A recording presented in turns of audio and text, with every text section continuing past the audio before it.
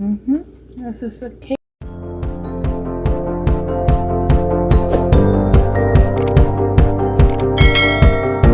Hello guys, good morning. Welcome to my channel po guys. Good morning. This is Being Yuli Vlog again. Ang pa-share natin guys for today is we have a lot of pumpkins from Halloween. So pumpkins like that. All kinds of pumpkin guys. All kind of pumpkins. And we have to cook this pumpkin because usually in America, when they are done with their pumpkin decorating during the Halloween, they're just trash it out, garbage it, or waste it. For me, I would like to share with you how do I cook this pumpkin that we can actually use it, we can actually cook it and eat it. Diba? Yeah. So, let's go check our pumpkin sweet. So, iyan ang mga pumpkin natin guys na ginagamit natin sa ating mga lots of this is the pumpkin that we are using for our activity at the facility that we work for. Anyway, this one is they're gonna about to throw it away, so I took it home and I gonna cook it. So today I'm just gonna cook one pumpkin only. I'm gonna use this one, and this one I'm gonna cook this one in the future.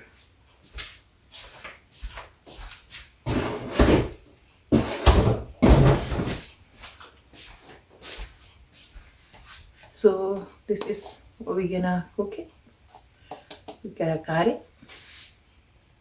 We remove our seeds. Now we're gonna flavor our pumpkin. Right here guys, we have to remove this stringy thing inside the pumpkin. I don't like this stuff in here inside, so you can take it out or you can just leave it. It's up to you. It's I just don't like it in here. When before I flavor it, I'll remove it. All right, let's take this out. Butter.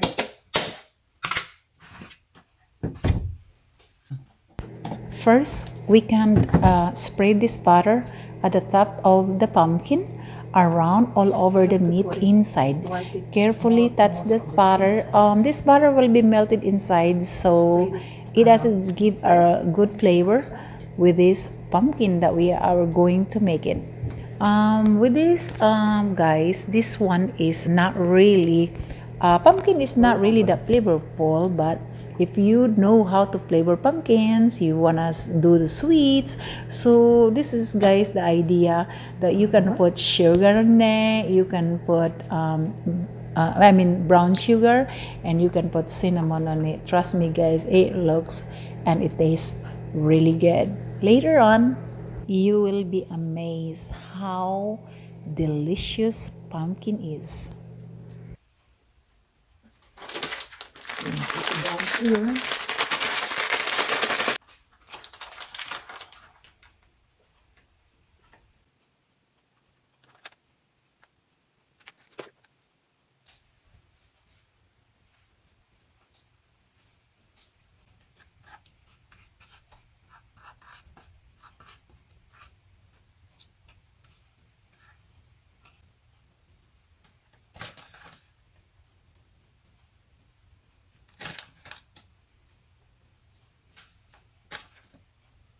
The pumpkin looks like after we flavor it. Flavor it with butter, cinnamon, and sugar.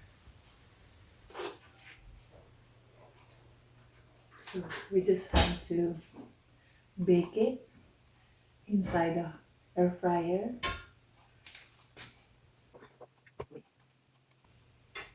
So we're gonna cut it, place in here, and place in here.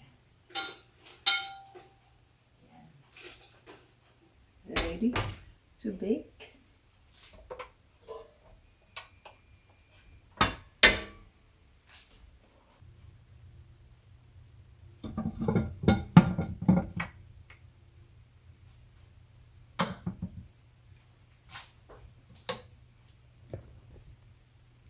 we have to use the 500 and put it all the way until this pumpkin get brown.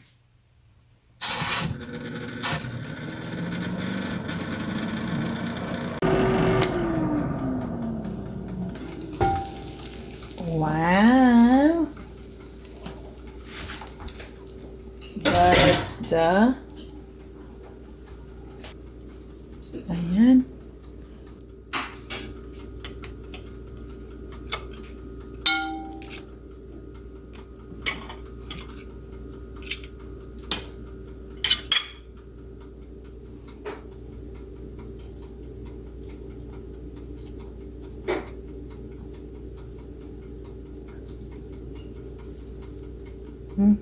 This is a candy.